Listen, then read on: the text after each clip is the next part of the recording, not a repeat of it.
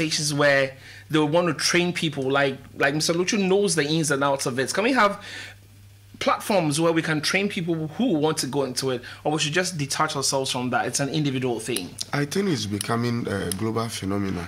So as a country, we should have an interest.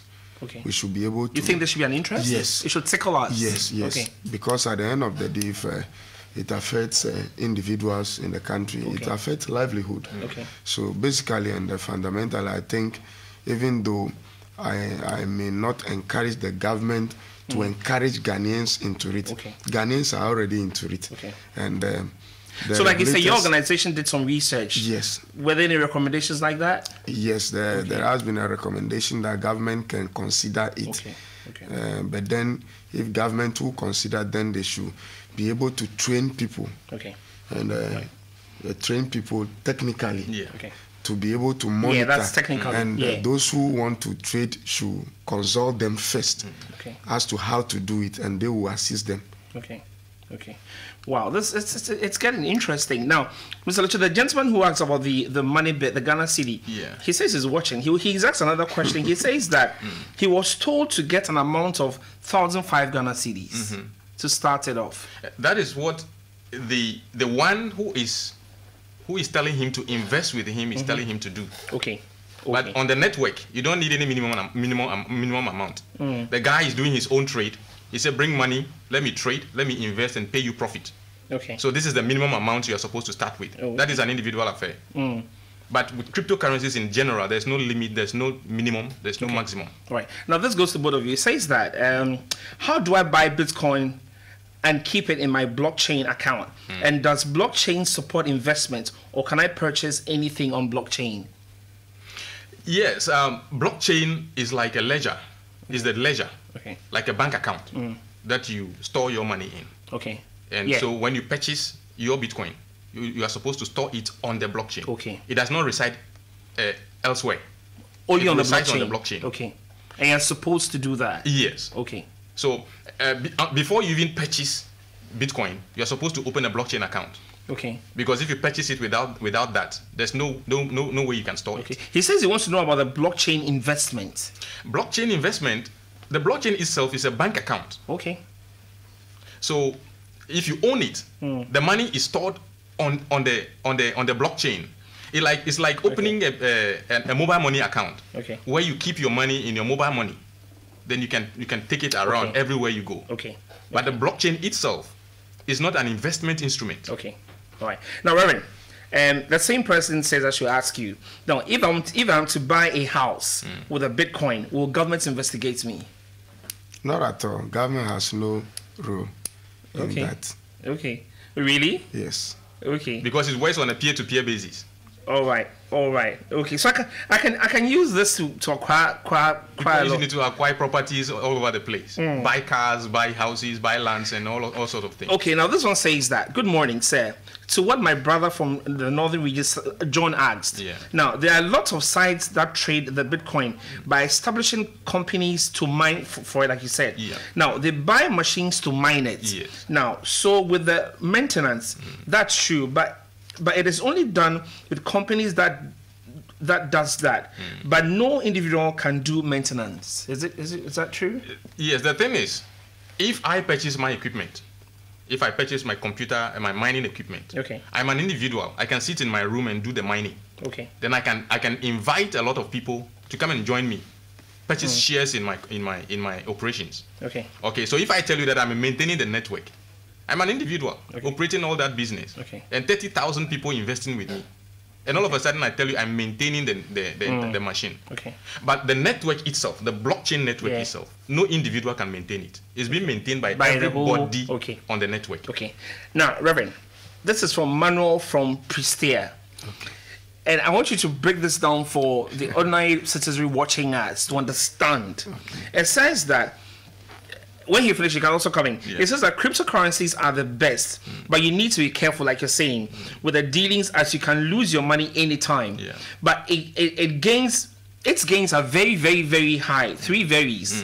Now, I bought a cryptocurrency coin for $150 for 2 years now, and its value is almost $65,000. How does this work? The right thing is all about trading, and somebody's. Is this true? It's real. Yes, it's real, and but then what I would advise him personally is that he should be able to get that money to acquire something, because it's like the more richer you are getting with the currency, the more likely that fraudsters are monitoring you. Okay. And you may be looking for more opportunities to add value to your currency, and you are likely to be defrauded. And somebody can lure you and ask you that he can trade it better for you to get more value. And at the end of the day, the money is locked somewhere. How does the value go that high? I will explain that in a moment. Explain it. Now he specifically mentioned your name here. Yeah. My name is Aben. This is to Mr. Luchu. Yeah. Please ask him. He says you should please talk about the Bitcoin for viewers. He wants you to explain it step by step. Okay. But then first of all, how does the money increase? Yes, the money increases. There are two ways. People trade, and then there's also what we call holders. People buy and hold. You know, when coins are being brought into the market, initially, there's what we call an initial coin offering, where the currencies are sold very cheaply. Okay. So if you purchase at that level, and then the coin is pushed to the market, and then it starts trading, and then there's a high demand for it, depending on the usability of the coin, the value can push up very rapidly.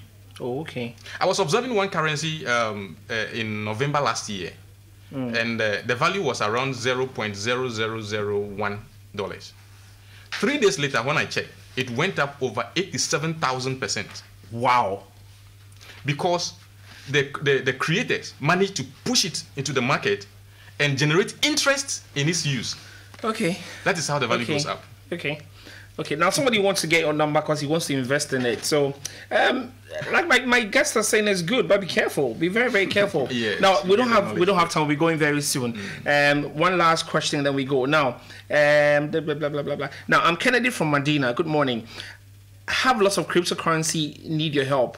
I have lots of cryptocurrency, but I need your help to trade. Fraudsters want to cheat us, so we'd like to get your number. All right, so give us your final words on this, on the subject matter, and let me start with you.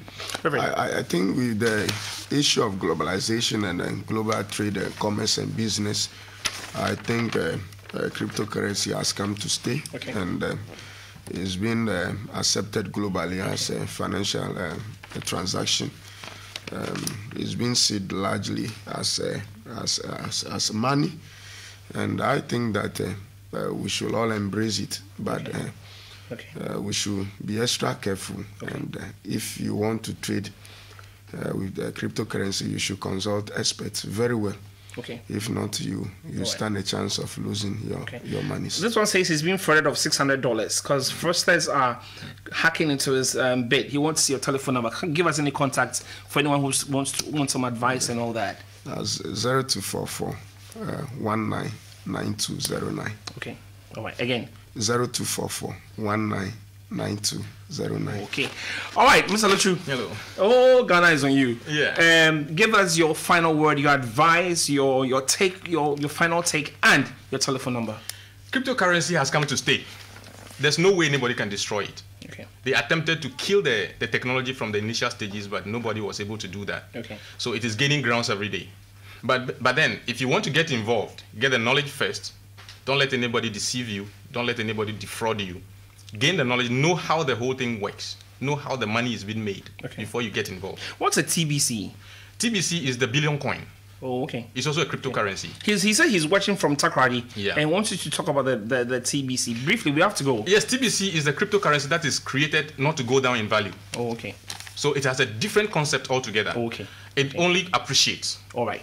This one doesn't go down. Okay. Your final word and your telephone number. And then my telephone number, 024 3417 355. Okay. 024 3417 355. I hope it's not a hackable number. No.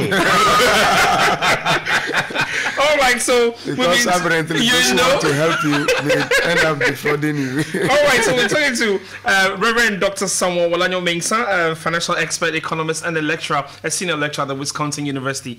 Reverend, thank you so much. Thank you very much. So all right, grateful. And then also the man of the moment, Mr. Abel Luchu, a cryptocurrency trader, and trust me, a lot of people are going to call you a lot. I know. And all the best. Thank you. All the best. Thank you. And let's get the hackers off. Yes. All right, so the show continues. There's a lot more for you. Don't go anywhere.